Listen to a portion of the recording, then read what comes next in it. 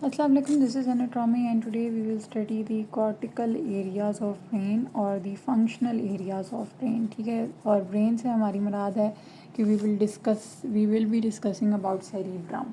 ठीक है, तो अब अगर हम लोग cerebrum के cortical areas देखें तो अब होता ये है कि हमारे पास जो ये brain है, ठीक है, so this is the cerebrum.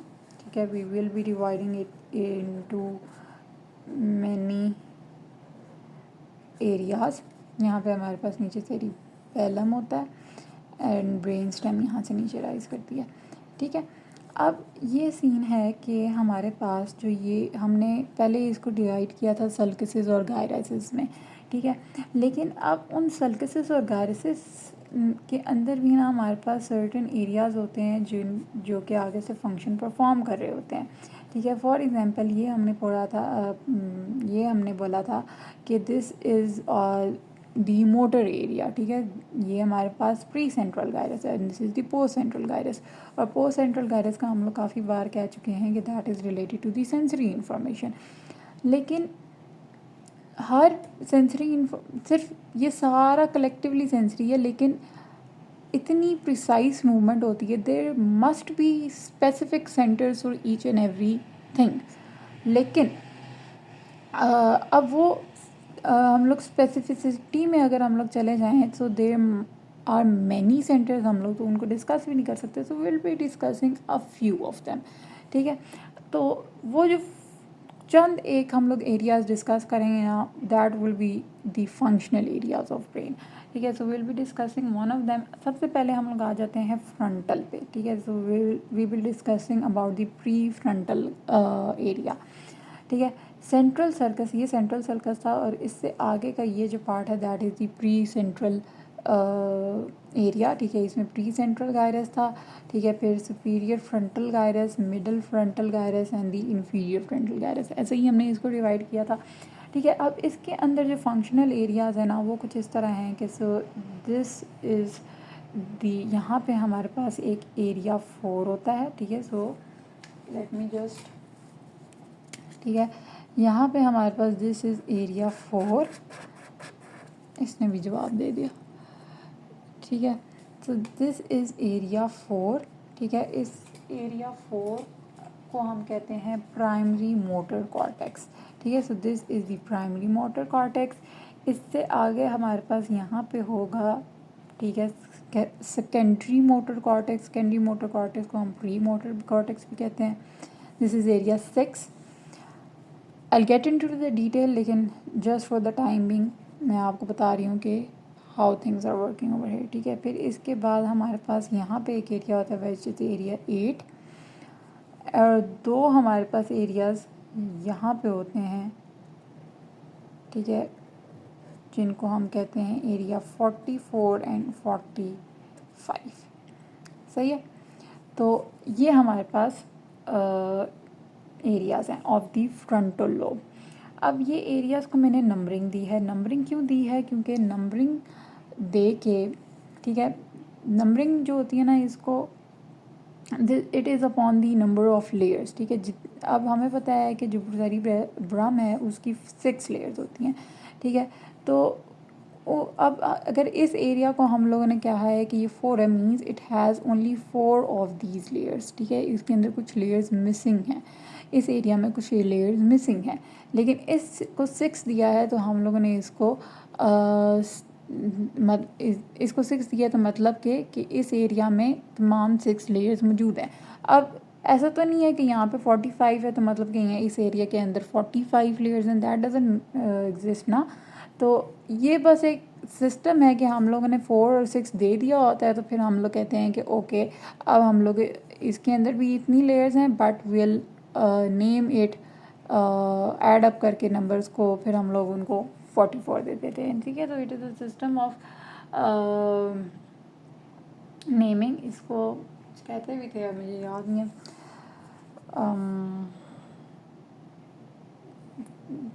मुझे भूल गया नाम या भूल गया, बी से कुछ नाम बनता था जिसको हम लोग इस नंबरिंग सिस्टम को कुछ कहते थे, ठीक है। एनी हाउ हमारे पास अगर हम लोग इन तमाम एरियाज़ की बात करें जो मैंने अभी यहाँ पे लिखे हैं, so these are basically the primary motor cortex, ठीक है, प्राइमरी मोटर कॉर्टेक्स, ठीक है। Then we have the secondary motor cortex.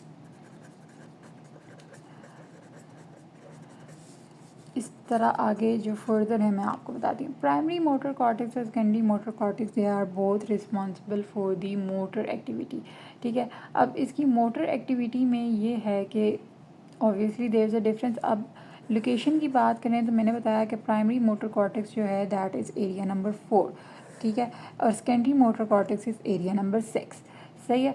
अब इनकी लोकेशन की बात करें तो हमारे पास जो प्राइमरी मोटर कॉर्टेक्स है it consist of the pre central gyrus, ठीक है। लेटरल व्यू की बात कर रहे हैं तो लेटरल व्यू में ही प्री सेंट्रल गायरस थोड़ा सा इसका पार्ट जो है वो मीडियली एक्सटेंड करता है और it constitute the paracentral lobule. तो pre central gyrus and the paracentral lobule, सही हो गया। Pre central gyrus and paracentral lobule इसके अंदर हमारे पास आते हैं, सही है। लेकिन अगर हम लोग सेकेंडरी मोटर कॉर्टेक्स की बात करें तो इसमें आता है ये मैंने बनाया था प्री सेंट्रल गायरस। तो anterior part of the pre central gyrus and the posterior parts of the superior middle and inferior gyruses, ठीक है। So I am not going to write that, लेकिन ये है कि प्री सेंट्रल गायरस और posterior part of superior middle and inferior gyruses, ये इनकी locations बन जाती हैं।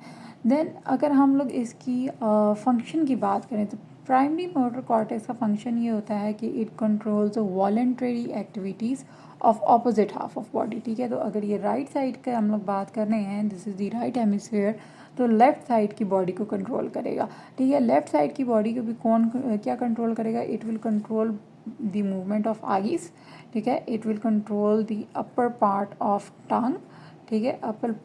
ये अपर पार्ट ऑफ टंग को ये कंट्रोल करेगा, टंग से नीचे आ जाओ, so it will control the pharynx, the larynx and the mandible, ठीक है। So what it will control? It will control the eyes, ठीक है।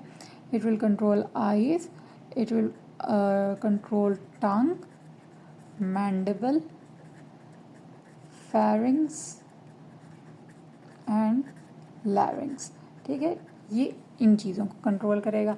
लेकिन अगर हम लोग बात करें सेकेंडरी मोटर कॉर्टेक्स की, so it all that it performs is the extra pyramidal functions, ठीक है। तो एक्स्ट्रा पैरामिडल ट्रैक्स जो भी फंक्शन परफॉर्म करते हैं that are controlled by the secondary motor cortex, सही हो गया।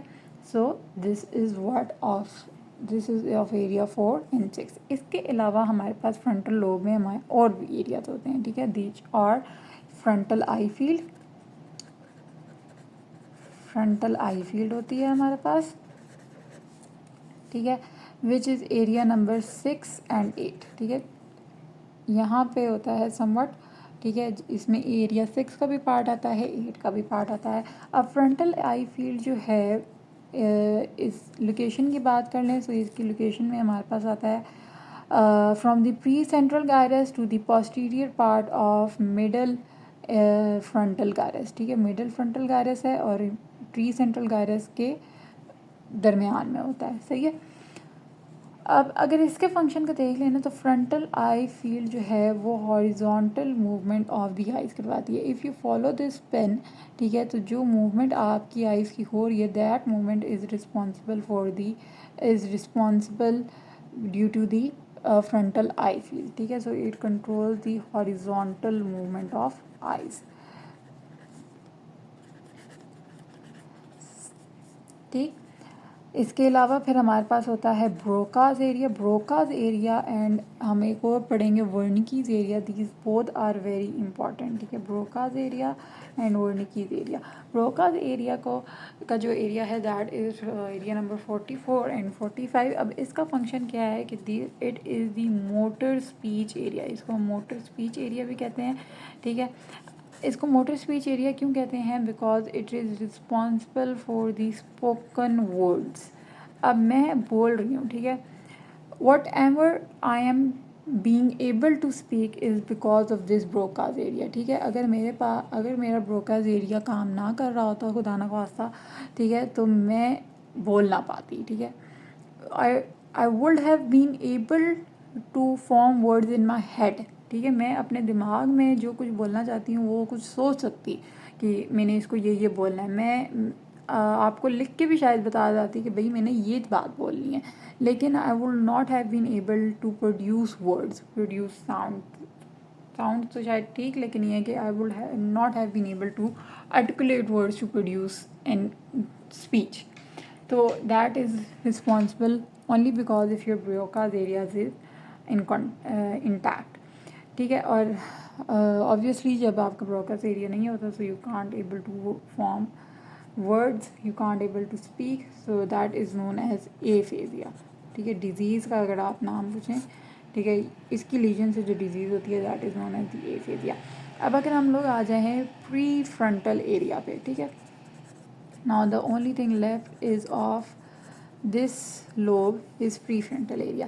जितना भी एरिया मैंने फ्रंटल लोब का मार्क नहीं किया दैट इज़ एरिया नंबर 9, 10, 11, 12, ठीक है। तो जो भी मैंने एरिया मार्क नहीं किया दैट इज़ एरिया नंबर 9, 10, 11, 12, और इसकी लोकेशन भी यही है कि remaining area of the frontal lobe, ठीक है, क्योंकि इट्स वाइडली स्प्रेडेड। तो एरिया नंबर 9, 10, 11, 12 जो कि एरिया रह जाता है that is of the pre frontal area. Pre frontal area का क्या काम है? That is responsible for the emotional activity. तो आपने 3 वर्ड्स पक्का लिखने हैं। It's for emotions, controlling emotions, behaviour and judgement. These are the 3 words that you must speak और tell to any person that is asking. और ख़ास तौर पे फिजियो वाले आपसे ये 3 वर्ड ज़रूर पूछते हैं, ठीक है। So emotions, behaviour, judgement is responsible by the pre frontal area, ठीक है। सो अभी तक हम लोगों ने जितने भी मोटर फंक्शंस, मोटर एरियाज़ पढ़ने थे फ्रंटल लोब के वो पढ़ लिए। अब अगर हम लोग आ जाएँ on to the sensory area, ठीक है। तो सेंसरी एरिया में हमारे पास जो एरियाज़ हैं वो 3 हैं। अब वो कौन कौन से हैं? We have the primary sensory area, ठीक है। यहाँ पे होगा हमारे पास प्राइमरी सेंसरी एरिया, फिर हमारे पास यहाँ नीचे होता है secondary sensory area, and then यहाँ पे हमारे पास समवट होता है वर्निकीज एरिया, ठीक है।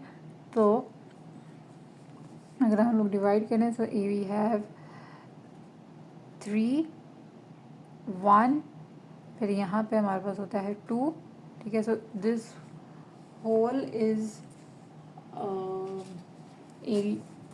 Primary sensory area. ये जितना भी मैंने अब कलर किया है that is the primary sensory area, ठीक है। फिर अगर हम लोग बात करें आगे सेकेंडरी सेंसरी एरिया की, सो that is area number 5 and 7, जो कि यहाँ पे 5 होता है, ठीक है। देन यहाँ पे हमारे पास होता है 7, तो 5, 7। देन लास्टली अगर हम लोग बात करें ऑफ दी वर्निकीज एरिया, ठीक है, वर्निकीज एरिया होता है एरिया नंबर 22 जो कि यहाँ पे प्रेजेंट होता है, ठीक है। तो 3, 1, 2, 5, 7 और यहाँ पे 22। सो प्राइमरी सेंसरी एरिया, ठीक है। अब प्राइमरी सेंसरी एरिया और सेकेंडरी सेंसरी एरिया में जो ज़्यादातर सेंसरी इन्फॉर्मेशन जाती है ना वो प्राइमरी सेंसरी एरिया में जाती है। सो अगर सेकेंडरी सेंसरी एरिया अगर डैमेज हो भी जाए ना तो that doesn't affect most of our activities, ठीक है। लेकिन सेकेंडरी प्राइमरी अगर डैमेज हो जाए तो इट्स वे मतलब ये मसला ज़्यादा करता है।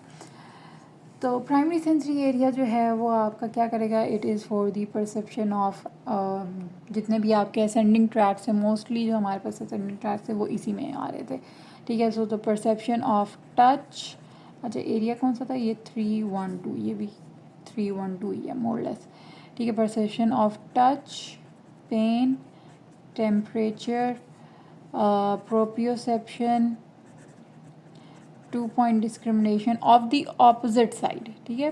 प्रोप्रियोसेप्शन और प्रोप्रियोसेप्शन, 2 point discrimination, ठीक है। बल्कि 2 point discrimination नहीं, वो तो सेम साइड की होती है, ठीक है। तो टच, पेंट, प्रोप्रियोसेप्शन वगैरह ये सारी किसकी है, ऑपोजिट साइड की। अब ऑपोजिट सेम साइड की बात करें तो सेम साइड की ये कंट्रोल करता है आपकी ओरल रीजन, ठीक है। जितना भी आपका ओरल रीजन है, माउथ, ओरल कैविटी, माउथ वगैरह, ठीक है। फिर उसके नीचे हमारे पास आ जाता है फेरिंग्स, फिर लैरिंग्स, ठीक है। ये एरिया जो है ऑफ योर बॉडी, ये oral cavity and then pharynx, larynx of the same side जो है उस वहाँ से जो सेंसरी इंफॉर्मेशन आ रही है that will be controlled by this primary sensory area.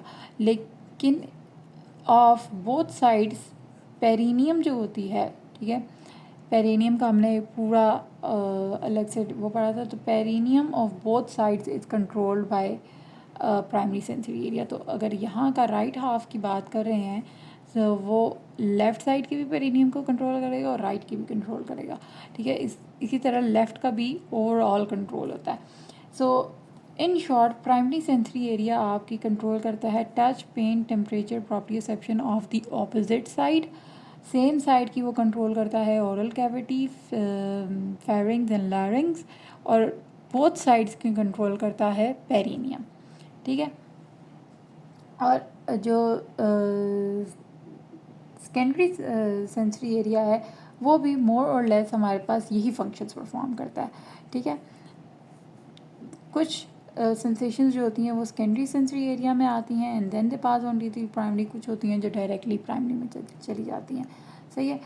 Mostly जो फुट और लोअर लेग, फुट, एंकल, ये जो एरियाज़ है ना इनकी सेंसेशन इधर आती है, बट पास ऑन करके उसने प्राइमरी में जाना होता है, ठीक है। फिर हम लोग आ जाते हैं on to the Wernicke's area, ठीक है। वर्निकीज़ एरिया जो है that is very important as related to the Broca's area, ठीक है। वर्निकीज़ एरिया भी आपका स्पीच एरिया होता है, but it is the sensory speech area, ठीक है, सेंसरी स्पीच एरिया।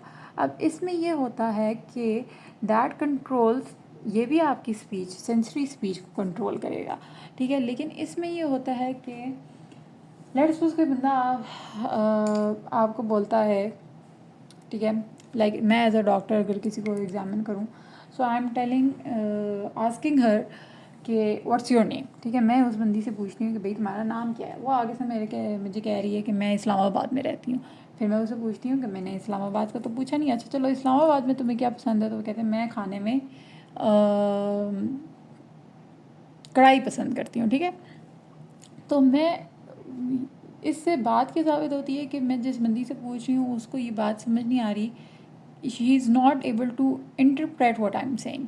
वो बोल सही रही है लेकिन ये है कि मेरे लफ्ज़ों को इंटरप्रेट नहीं कर पा रही, she is not able to interpret what I am saying, ठीक है। तो वो जो सेंसेशन लॉस और जो आर्टिकुलेशन लॉस हुआ होता है ना, कि बंदा बोल तो पा रहा है लेकिन वो अपने वर्ड्स को सही कंटेम्पलेट नहीं कर पा रहा, उसको वो that is responsible by the Wernicke's area. तो जितनी भी आपकी पहले क्या होता है कि आपके वर्ड्स जो हैं दे गेट सैम्पल्ड, ठीक है, either by through the sense of vision, आपने लिखे हुए पढ़े हैं कहीं, ठीक है। अगर विजन है तो वो विजुअल कॉर्टेक्स से जाके वर्निकीज़ में आएंगे। अगर हेयरिंग से आपने किसी से सुना है तो वो आपके हेयरिंग सेंटर से आपके वर्निकीज़ एरिया में आते हैं। Either way they come to the Wernicke's area. Wernicke's area में जब वो आते हैं, ठीक है, वर्निकीज़ से वो चले जाते हैं टू दी ब्रोकाज एरिया, और फिर ब्रोकाज एरिया आपकी फॉर्मेशन ऑफ वर्ड्स करता है, ठीक है। और वो वर्ड्स क्या बोलने हैं, किसको बोलने हैं, कब बोलने हैं, वो सारी इन्फॉर्मेशन उसको कौन देता है, वर्निकीज़ एरिया देता है। सो ये आपके फंक्शंस होते हैं। इनमें इसके अलावा जो हमने पढ़ा 312 भी पढ़ लिया, 22 भी पढ़ लिया। अब हमारे पास जो एरिया रह जाता है that is area number 57, 5, area number 5 and 7, ठीक है। Area number 5 and 7 is basically an association area, ठीक है। सो सेंसरी एसोसिएशन एरिया होता है, ठीक है। सेंसरी एसोसिएशन का मतलब यही है कि ये डिफरेंट सेंसरी इंफॉर्मेशन को एसोसिएट करके फंक्शन परफॉर्म करेगा, ठीक है। तो फिर इसका बेसिक जो फंक्शन है दैट इज़ दी स्पीच, ठीक है। और इसके अलावा ये स्टीरियोगोनोसिस करता है। What it does स्टीरियोगोनोसिस।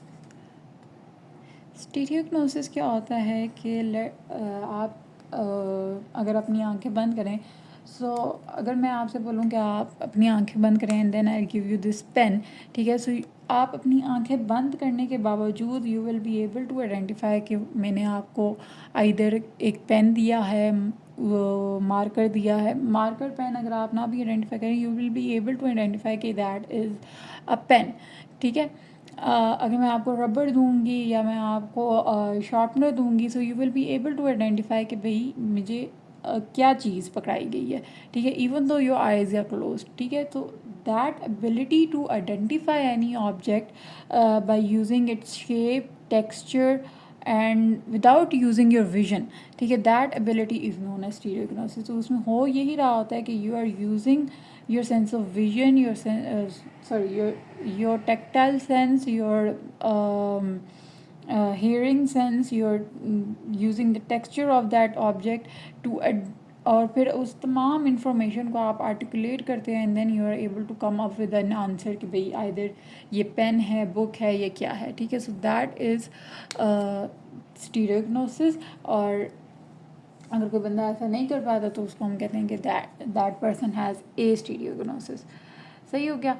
So this is about the parietal lobe. अब अगर हमने आगे बात करनी है ऑफ दी टेम्पोरल और ऑसिपिटल लोब की, ठीक है। तो टेम्पोरल और ऑसिपिटल लोब का नाम जो एरियाज़ हैं सेम है, उनके फंक्शंस डिफरेंट हैं। लाइक ऑसिपिटल लोब जो होता है that is related to the vision, और जो टेम्पोरल लोब है that is responsible to the hearing, ठीक है। लेकिन मोर और लेस जो उनके एरियाज़ है ना, उनके बस विजन और हेयरिंग का डिफरेंस है, बाकी उनके अंदर कोई डिफरेंस नहीं है। जहाँ पे वर्ड हेयरिंग आ जाए वहाँ पे ऑसिपिटल की बात है तो आप विजन लगा दो, बात वही है। तो ऑसिपिटल में we have area number 17, 18 and 19। और यहाँ पे हमारे पास जो एरिया नंबर टेम्पोरल लोब में हमारे पास एरिया नंबर 41 और 42 होता है, ठीक है। 41 और 42 ये हो गया, और यहाँ पे 22 होता है, ठीक है। 41, 42 और फिर 22 थोड़ा यहाँ तक एक्सटेंड किया हुआ होता है। So this is area number 22। तो पहले अगर हम लोग इसी तरह टेम्पोरल लोब की बात कर लेते हैं, ठीक है। टेम्पोरल लोब में जो आपके पास एरियाज़ होते हैं उनमें है primary auditory area and we have secondary auditory area. Primary auditory area जो है that is area number 41 and 42। Brodmann area मुझे याद आ गया and secondary auditory area is area number 22, ठीक है। तो ये जो नंबरिंग होती है that is Brodmann a numbering, ठीक है। और बात जो मैंने आपको पहले बताई थी वही है कि it is number of layers के बेसिस पे आपको दी जाती है, लेकिन जब आप that if you have assign 1 as 4, तो आप जब नेक्स्ट टाइम किसी की 4 होती हैं, so you just add up the numbers and come up with another. ठीक हो गया। So primary auditory area and secondary auditory area. Then इनका फंक्शन ये है कि जो आपके पास प्राइमरी ऑडिट एरिया होता है, that is responsible for the reception and perception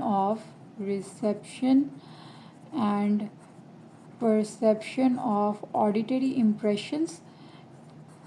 ठीक है, हमने इसमें ऑडिटरी इम्प्रेशंस की बात कर ली, जैसे कि इस ऑडिटरी इम्प्रेशंस में आता क्या है।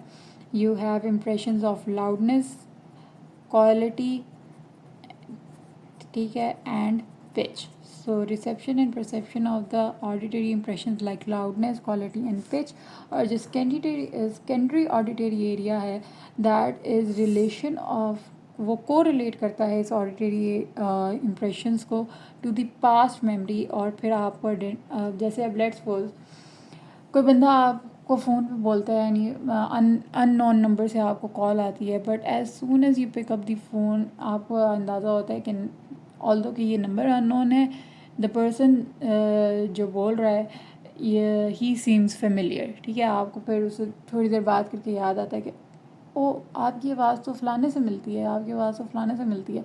ठीक है, so you relate that auditory impression, आपको उसकी लाउडनेस, क्वालिटी और पिच से ये अंदाज़ा होता है, आप उसको पास्ट इम्प्रेशन से, पास्ट मेमोरी से रिलेट करते हैं, एंड फिर आपको अंदाज़ा होता है ओ ये तो उस बंदे की आवाज़ है, ये तो उस बंदे की आवाज़ है। ठीक है, सो दैट इज़ डन, ये वो आप कर सकते हो क्योंकि आपके ब्रेन में एक सेकेंडरी ऑडिटरी एरिया है। ठीक है, so you relate correlation of auditory impressions, these auditory impressions, loudness, quality and pitch, with past memory। ठीक है, और फिर उसके ज़रिए से आप आइडेंटिफाई कर सकते हो साउंड्स को। ठीक हो गया।